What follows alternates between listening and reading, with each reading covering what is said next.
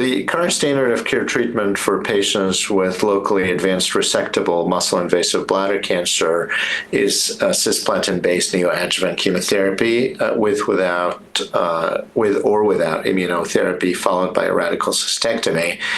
And up to 50% of patients with muscle-invasive bladder cancer are ineligible to receive cisplatin-based chemotherapy, unfortunately. And therefore, we try to address this unmet need to develop effective neoadjuvant therapies to enable higher pathologic complete response rate in patients with cisplatin-eligible patients with muscle-invasive bladder cancer.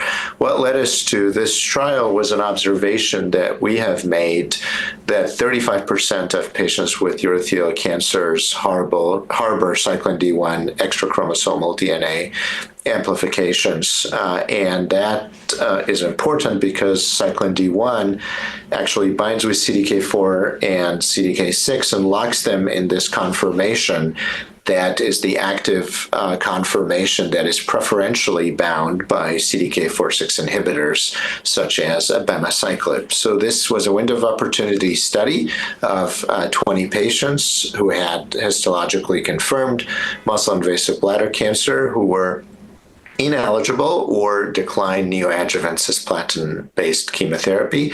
These patients were enrolled in our CLONEVO study, and these patients had to be medically fit for TURBT and radical cystectomy. And some of the results that we found to be promising was that we had 3 out of 16 patients, which were the number of patients that were evaluable for a pathologic response. 3 out of 16 patients had a complete pathologic complete response. 5 out of 16 patients had downstaging, and we found that cyclin D amplification was statistically significantly correlated with response to Abemaciclib.